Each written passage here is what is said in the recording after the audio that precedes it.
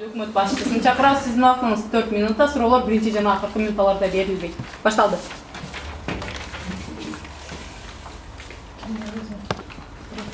Саламатсыздарбы? Урматтуу сот коллегиясы мүчөлөрү, Тайым Кипер, оппозиция өкүлдөрү жана менин коллегам. Бул палата шайлоо системасын реформалоо керек деп эсептейт. Биз өкмөт тарап сунуштап жатабыз. Кыргыз Республикасынын шайлоо боюнча Кыргыз Республикасынын жогорку кеңеш депутаттары жана президенттерин шайлоо боюнча конституциялык мыйзамына төмөндөгү өзгөртүүлөрдү сунуштап жатабыз. Билесиздер, Кыргыз Республикасынын жогорку кеңеши азыркы конституция боюнча жана конституциялык мыйзам боюнча 120 депутаттан турат. Жанакы алар партиялык тизме менен шайланат, пропорционалдуу. Бирок тилекке каршы 2010-жылы бизде ошо 5 партия өттү, 5 партия ар бири 8-7% менен алып, шайлоого келген катышуучулардын 35 гана пайызы барын кошкондо 120 депутат Кыргыз 2010-жылы шайлоого келген катышкан шайлоочулардын 35%-ын гана өкүлү болуп отурат. Калган 65%, калган шайлоого келген Кыргызстандын 65% жарандары өздөрүнүн жогорку кеңеште өкүлдөрү жок калды. Ошондуктан биздин сунуш 120 депутатты, 60 депутаттын партиялык тизме менен 60 депутаттын бир мандаттуу округтар аркылуу шайлоону сунуштап жатабыз. Биздин кейс бул себеби ошо 120 депутат 2010-жылы көрсөттү. Кээ бир партиялык пропорционалдык тизме менен шайлангандан улам кээ бир региондор депутаттардын өздөрүнүн өкүлдөрү жок. Например, кээ бир региондордун депутаттары жок, өз мүдөлөрүн, өз каалоолорун депутаттарга айта албайт, жанагы лобби кыла албай калып атышат. Жана алардын кызылдыктары корголбой, алардын өздөрүнүн өкүлдөрү мыйзам чыгаруу бийлигинде өздөрүнүн өкүлдөрү жок болгону бул демократиянын, репрезентативдүүлүктүн нормаларына карама каршы келет. Ошондуктан биз репрезентативдүүлүктү, эл өкүлчүлүк нормасын, институтун бекемдеш үчүн 60 жогорку кеңештин теңин 60 бир мандаттуу округтардан шайлоо деп эсептейбиз. Себеби биздин сунуш боюнча ошо 60 депутат, 60 шайлоо округунан 50 жана плюс 50%, 50% жана плюс 1 добуш менен утуп чыгыш керек. Ошондо ар бир региондун өзүнүн жогорку кеңеште өкүлдөрү болот. Ал эми бул региондордо ар бир депутат, ар бир кандидат саясий партиялардан көрсөтүлөт жана өздөрүн көрсөтүп, эркин депутат болушу толук ыктымал. Ошондуктан ал эми жанакы партиялык тизме боюнча 60 депутатты биз тизмесин жана жесткий список деп коет. Шайлоо алдында бир бекитилет талапкерлер. Ошо менен такыр тизме шайлоодон кийин, шайлоонун жыйынтыктары чыккандан кийин ошо тизме такыр жылбайт, ордунан жылбайт. Жанакы ичинде ички рейтингдер нерсе өзгөрүлбөйт. Себеби ар бир округтардан адда мандат округтар бар. Ошондуктан Кыргызстанда ар бир регион жогорку кеңеште өзүнүн өкүлү болот. Бул шайлоо реформасын биз келе жаткан 2015-жылкы жогорку кеңеш шайлоого кабыл алып өзгөртүш керек деп сунуштайбыз. Жана биометрикалык чогултуулар боюнча дагы биз биометрикалык чогултууларды колдойбуз. Биздин өкмөт аягына чыгат. Бул адам укуктарын бузуу эмес. 1 минут 30 секунд. 30 секунд кошуп койсоңуз, шайлоого чейин биометрик даналар баары чогулат деп ишенебиз. Себеби бул Кыргызстан ар бир жарандын милдети. Кыргызстандын биз 7-апрелде таза, эркин шайлоо үчүн күрөшкөнбүз. Анан биометрик даналар бул ошо бирден бир ошонун механизмдери. Ошондуктан биздин философия, биздин эң негизги баалуулук эл өкүлчүлүк нормасын жогорку деңгээлде киргизүү. Рахмат. Чоң рахмат. Андан кийинки төгүндө өйлөш үчүн оппозиция башчысын чакырабыз. 5 минутта сиздин убактыңыз башталды. Саламатсыңар, урматтуу соттор, саламатсыңар, урматтуу биздин өкмөт башчылары, өкүлдөрү жана менин ылайыктуу коллегам. Бул жерде шайлоо системасын реформалоо же реформалоо эместе дегенде турат. Өкмөт башчыбыз азыр бизге жакшынакай резолюциясын жана линиясын түзүп кетти. Линиясында эме деп жатат, 60-120 мандаттуу жогорку кеңеште 60 мандат партиялык тизме менен өтсүн дейт. 60 мандат бир мандаттуу 60 мандатты берели, бир мандаттан самодвиженцы өздөрүн сунуштагандар, көрсөткөндөр деп. Бирок азыр моюнга алыш керек болуп атат.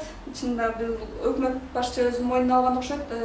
Азыркы партийный список менен шайлоого барганда кээ бирки жерлерде элдердин өкүлчүлүктөн кызыкчылыктар корголбой, кээ бирки партиялар жанагы мыйзамдагы көрсөткүчтөргө толук болбой, 120 кишинин партиялык списоги так жана туура болбогондуктан ушундай чечимге келип атат окшойсуздар.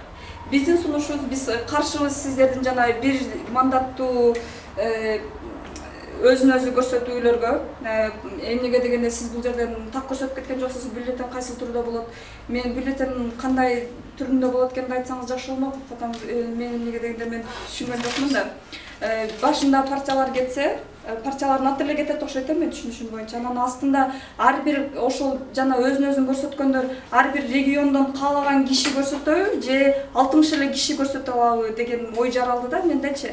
Алар баары бир бюллетенде турабы же кандай болот? Ошол жагында бир сырамда карап иштеп койсоңор, анан кийин могу дегенде биздин сунушубуз ушул партиялык тизме менен гана шайлоолорго катышыш керек, өзгөртүүнүн кажети жок.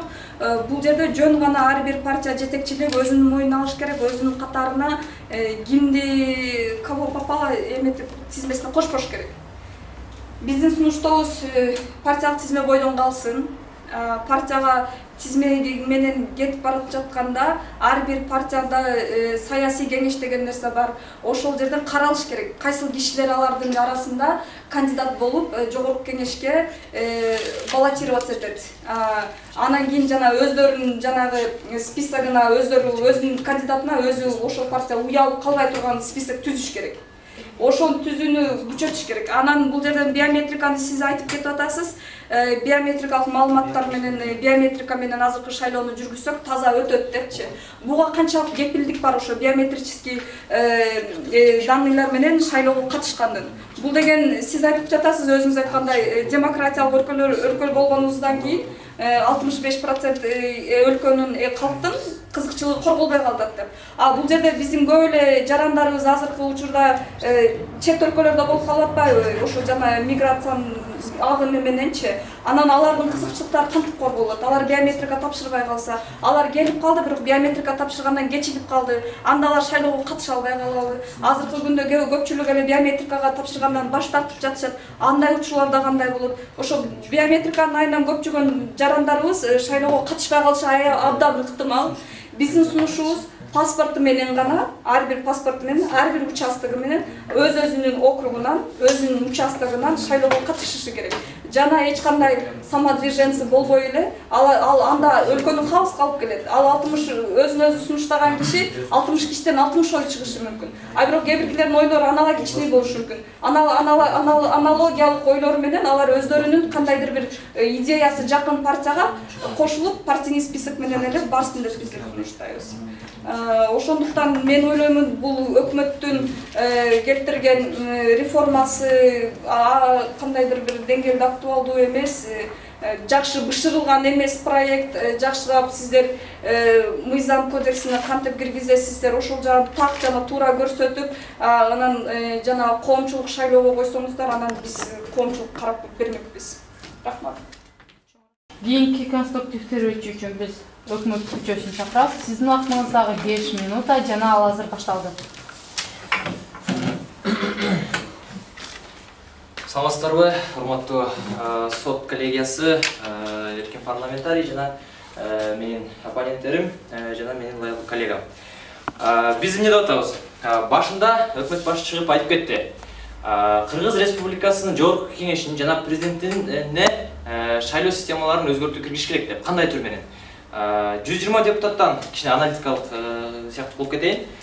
120 депутаттын ошол айтып кетти башында жанагы 35% эл өкүлдөрү мисалы ага кайсылар бул 10 жылдын данныйлары менен көргөзүп атат. Бул тарых өткөн нерселерден кайра биз келечегибизди ойлошубуз керек да, туурабы?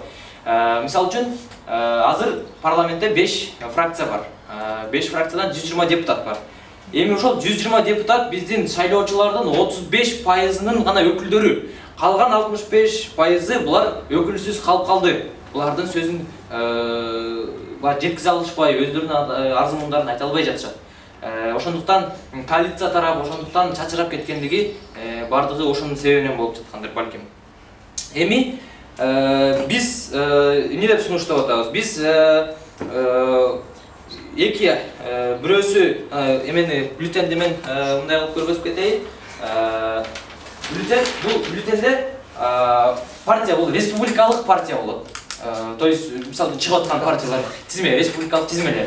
Ал эми өзүн өзү көргөзгөндөр. Мисалы үчүн эгерде мен Жорк Кеңештин депутаты болгум келсе, бирок партияга кирбей эле өзүм чыгара турган болсом, мен сунуштайм. Анан кийин ал сунушталганда бул праймариз боюнча кетиш керек да, бул конференциялардан көргөзүш керек. Анан кийин районныйдан өтүш керек. Районныйдан кийин областнойго, анан областнойдон республиканскийге барып, анан кийин кандидат партиялык кандидат депутаты болот. Ошондо бюллетен эки түргө, эки категорияга бөлүнөт. Неме, азыр бүтүп алайынчы, мен унутуп калам. Анан кийин оппозиция башчысы айтып атат. Бюллетен боюнча биз түшүндүрүп айтып бердик булардын айткан суроолоруна. Анан кийин лидерлер эми башка адамдарды кошпой эле ошол боюнча эле кала берсин лидерлер. Эми тилекке каршы муну моюнга алышыбыз керек. Бул мындай болуп атпайбы? Эми лидерлер алышат, туура, адамдарды алышат. Бирок алгандан кийин анан кийин алар кайра сатып кетип жатышпайбы? Мисалы үчүн азыркы эле биздин депутаттарды көрөлү, алардын арасынан мисалы үчүн 5 кол тең эмес дейт. Алардын арасынан деле жанагындай биз мисалы үчүн мындай эле алсак, аз башкаруучу партия, СДПК партиясын алсак, ал жактан дагы канчалаган адамдар, мисалы үчүн ошол эле Турсунтай Салимов жана башка адамдар чыгып, партиянын баягы жүзүн ачырный мындай кара сыяктуу кылып атышат да. Биз андай адамдарды албай эле коюшсун деп сунушталат. Эми биз андай адамдар бар экенин каяктан билебиз? Туура, аны деген өкмөт чечиш керек да. Аны деген ар бир кандидат кетип атканда Министерство внутренних дел баарын тактайт. Бул деген мындай адам соктолбогон, тигиндей таза депчи. Бардыгын тактайт. Анан ошол тактоо боюнча биз аны партияга алабыз. Анан кийин ал депутат болуп алгандан кийин жанагындай иштерди кылып атса биз доңуз эмеспиз да, астын күйө тургандай, туурабы? Бул силердин ошол жанагы лидерлер эле тандасын, анан деген бул эми партия деген бул негизинен бир адамга баш ийбеш керек. Партияда деген политсовет болуш керек, партия деген көпчүлүктүн, ошон үчүн партияда туурабы, көпчүлүккө баш ийиш керек. Анан шайлоо бул милдеттүү, бул шайлоо укук эмес. Адамдардын эгерде азыр тиги оппозиция айтышы мүмкүн, биометрикалык данныйды бардыгы беришкен жок, анан адамдарды кандай кылып бербеген адамдарды кандай кылыш керек, кандай кылабыз депчи. Эми жакында эле бизден дагы айтып кетишти. Эми Тайырбек Сарпашев айтты болуш керек менимче. Биометрикалык данныйын бербегендер булар эми ушунун дагы булар жалкауланып тиги биометрикалык данныйын бергиси келбей атса, бул мамлекеттин баягы өнүгүшүнө, мамлекеттин шайлоо системасы, шайлоо жакшы өтүшүнө булардын кайдыгер адамдарды койсок болот. Биометрикалык маалыматтарды сөзсүз түрдө берип, шайлоого бул мекендин өнүгүш үчүн шайлоого катыш керек. Ар бир адам шайлоого барууга укуктуу эмес, ар бир адам шайлоого барууга милдеттүү. Биз ошону айткыбыз келип атат. Шайлоо бул милдеттүү түрдө болуш керек. Анан тигин укугу тепселенет, анан деген болбош керек да. Мисалы үчүн укугун тепселебей мамлекет жайлоого көчүп кеткендердин артынан деле барып атпайбы жайлоого, турабы? Тиги билтеген ящигин көтөрүп алып. 30 секундда. Анан кийин бул жакта биз бир 5-6 аргументтерди келтирдик. Тилекке каршы оппозиция төгүндөй алган жок. 50% плюс 1 дегенди айтышкан жок. Катуу список боюнча да айтышкан жок. Анан кийин эл өкүлчүлүк нормага кириш керек дегенде дагы булар ошол биздин аргументтерибиз, өкмөт башчы айтып кеткен аргументтер сак саламатта калды. Чоң рахмат. Чоң рахмат. Кийинки речь үчүн биз оппозиция мүчөсүн чакырабыз. Сиздин атыңызда 5 минута. Жана эскертип өтчү нерсе, бул оюндун убагында палаталар жылууга болбойт да, өзүнүн ордун таштап кетүүгө болбойт. Башталды. Саламатсыздар, урматтуу сот, менин коллегам, эркин парламентарий жана биздин оппоненттер, өкмөт тарабы. Эми карап көрөлү, бүгүн ушул жерде биз резолюциябыз жана шайлоо системасын өзгөртүү деп. Анан биздин өкмөт тарабыбыз эмне деп сунуштап атат, 120 жана адам, анан жарымы партийный болсун, жарымы беспартийный болсун. Анан ушул жерден биздин өкмөт мүчөсү айтып кетти, 65% эмесиз калып атат депчи, сөзүн айта албай калып атат депчи. Ал эми мындай да мындай киши политикага баратканда мындай билип туруп барыш керек да, туурабы? Каяка баратам, кантип баратам, кайсы сөз сүйлөйм депчи. Ошол жеткиликтүү гана сүйлөп алса, ошондо гана жетет да. Анан мисалы ал киши өзү мындай кечиресиздер, кичине недостойный болсо, кичине сөзүн туура эмес түшүндүрүп алса, албетте ал өтө албайт. Рахмат. Жанагы сиз биздин мен коллегам айтып кеттим, жана партияга алып атканда биз мындай текшерип туруп алабыз да, полицовет деген бар, туурабы? Полицовет текшерет, кандай киши келатат, эмне кылып, анын артында кайсы жана бэкграунд деген эмнеси бар депчи, какие там у него минусы, какие плюсы, ошонун баарын карайт да. Анан сиз ошол жерден эле кайта эле айтып атасыңар да, анан полицовет деген болуш керек, анан партиядан текшериш керек депчи. Ушул жактан кичине немет калдыңыздан эки сөз сүйлөпчү. Анан баягы эле биометрикалык данныйга келсек, баягы эле бул чоң деген көй как это вопрос да, огромный дегенечи. Мисалы, мен немем айтып кетти. Ошол эле мигранттар болсо, алар кантип берет дегенде, ошол сөзгө сиз жооп бере алган жоксуз. Мен да ошол суром. Эгер мен ошол эле Казакстанда жашайын, анан ошол убактым жок болуп атат, неметейин, кантип неметем да ошол биометрикалык неменичи. Анан жанагы ошол эле сиз айтып атасыз, бул шайлоого как участвовать в выборах — это обязанность деп атасыздар. Силер ушул жактанчы в Конституции, да, прописано то, что у каждого человека есть свобода выбора, свобода слова, свобода религии. И хочу я выбирать или не хочу я выбирать, это мое дело, да. Извините меня, если там в этом, да, шаленые эмесинде, как все, извините меня, там недостойные, я, конечно, не пойду выбирать, да, это мое дело. То же самое биометрикалык данные. Ушул жерде айтып атасыздар, обязательно бериш керек. Биометрические данные, да, например, мен өзүм билишимче көп адам бар да, мен бербейм. Эмне үчүн бербейм? Анткени мен биометрикалык данныйларым берсем, тетигилер немеде бүт мен немеме досье бар да. Мен каяктамын, мен не болуп иштейм, мне, короче, всю подноготную дегендей да. А если я не хочу, я свободный человек. Жоксуздук маселе, рахмат. Ушул жерден биз ойлойбуз, жанагы сиз бюллетенди көрсөттүңүз, чоң рахмат. Эми түшүндүк бюллетен кандай болот экенин. Анан ошол жакшы болду. Анан ушул жерден сиз айтып атасыз, шайлоо реформасын неметиш керек депчи, өзгөртүш керек. Мындай биринчиденчи биз карап алыш керекпиз да, казыр кандай эме бар, казыр кандай проблема бар. Ошол казыркы системада бизде проблема барбы же жокпу? Казыркы ошону эметип туруп, анан мындай туура сунушташ керек да. Анан биздин немебиз боюнча, биздин сунушубуз боюнча ошол шайлоо системасын өзгөртпөй эле, андан көрө жана партияга келип аткан кишинин, жана партияга алып атабыз да, мисалы мен полицияга баргым келет, бирок мен ойлоном, кайсы партия менен барам, тиги партия менен барам, бул партия менен барам. Анан мен баратканда мен текшериш керек да, ошол партия, полицовет, он должен проверять, достойный я человек или нет. Бизде канча деген адам бар, анан жанагы айылдардан бирөө чыгып эле мен партияга барам деп эле немете берсе болбойт да, туурабы? Мен политикага барам деп эле ошону кичине ойлонуп туруп анан сунуштансаңыз, ошондо көрөт элек да, керекпи керек эмеспи. Чоң рахмат. Чоң рахмат. Эгер оппозиция тарапка даярданууга убакыт керек болсо, оппозиция тарап.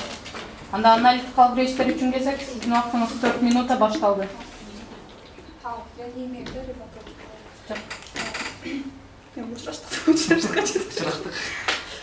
Оюн жакшы болду. Так, бул жактан өкмөт башчылары бизге шайлоо кодексин шайлоо процессин реформалоо керектиги же керектиги эместигин өкмөттөрүнүн жана бир мандаттуу депутаттар жана партиялык тизме боюнча шайлансын деп, анан ар бир шайлоодо 2 бюллетенден болсун деп сунушташты. Анан мен түшүнгөн жокмун, биз жак айтып атат, оппозиция бизге шайлоо кодексинин реформалоонун кажети жок. Ошол болгон нерсени мыйзам чегинде эле жакшы күчөтүп туруп иштетишибиз керек. Ушул калктардачы. Анан кийин сиздер азыр так көрсөтө алган жоксуздар, эмне себептен шайлоо кодексин өзгөртүү керек экенин себептерини аныктап, тастыктап, далилдеп берген жоксуздар. Биз айттык, сиздер жанагы бир мандаттуу дегендериңиздерди дагы биз деген аргументиңиздерди биз ар бир каалоочу, өзүнө сунуштаган инсан, анын өзүнүн идеологиясына төп келишкен бир партиянын астында шайлоого барсын деп биз контраргумент менен биз кулаттык силердин ал аргументиңерди. Жана биздин мигранттардын биометриканы алдыңар силерчи, биометрические данные жиноо боюнча. Биз ага жана мигранттардын көйгөйү кандай болот, чет жактардан кантип биометрикалык данныйын берет. Эгерде ал киши кандайдыр бир себептерден биометрикалык данный бербей калса, могу шайлоо уже мурдубуздун учунда турат, анасы уже биз аны эме жетишип калабызбы, жетишпей калабызбы деген нерсеге да силер так туура бизге жооп маалымат бере алган жоксуңар. Биздин ошол аргументибиз сак саламат бойдон, бүтүн бойдон калды. Анан жана демократиялык кызыкчылыктар деп сиздер баса белгилеп кеттиңер. Анан кийин ал жерден эгерде силер биометрикалык данныйын бербесе, анан ал киши ал шайлоого катыша албай калса, анан каякта демократиялык силер кызыкчылыктарды айтып жатасыңар. Анан кийин ал аргументиңерди ошол аргумент менен биз кулаттык. Анан да бул жактан аргумент келтирип кетасыңар, то что ар бир жаран деп өкмөттүн башчысы, өкмөттүн мүчөсү айтып жатат, бул жакта катышыш керек, милдеттүү депчи. Биз демократиялык өлкө болсок, анан кийин мүмкүн мен баргым келсе, мени кыстап зордоп алып барасыңар ал шайлоого. Ал аргументиңер дагы суу кечпей калды, к сожалению. Анан дагы бизде азыркы шайлоочуну эске алган жоксуңар. Бизде бюллетендерде жанагы баарына каршы деген графаны силер алып салгансыңар да. Ошол эле өкмөт башчылары өздөрүңөр эле алып салгансыңар. Эгерде мен баарына каршы болсом, мен ал шайлоодо чөй атам буду делать да. Үйдөн шайлоого катышпай болсом, менин баарына каршылыгым ошол болуп өтөт. Ошол жыйынтыктарга таянсак, биздин аргументтерибиз, эки аргументти сак саламат бойдон калды, силер кубат алган жоксуңар. Ошону эске эсептегенде, урматтуу калыстуу соттор, биздин оппозиция жеңди деп эсептейбиз бүгүн.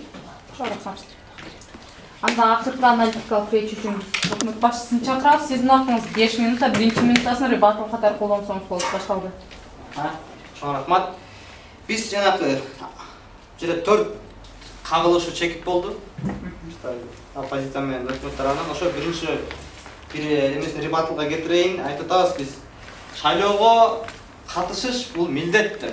Бирок биз шайлоого сен барып добуш бер деп эч кимди зордуктабайбыз. Биз айтып атабыз эле. Эгерде урматтуу кыргыздын жараны шайлоо, парламенттик шайлоого катышып добуш бергин келсе, сен биометрикалык маалыматтарың болуш керек деп. Бул эмне үчүн? Урматтуу жаран, бул дагы бир шүмшүктөр, акмактар келип алып сенин добушуңду урдап кетпеш үчүн деп атабыз. Билиниш үчүнчү, урдап кетпеш үчүн. Ушуга багытталган, бул зордуктак эмес. Эгерде биометрикалык данныйлар бар болуп, шайлоого катышпайм десе, ал адамдын өз эрки. Анан биз өкмөт ушу кабылыш чекип боюнча айталы. Биз сиз суроо бербедиңиздерби? Тастап берген жоксуңар депчи.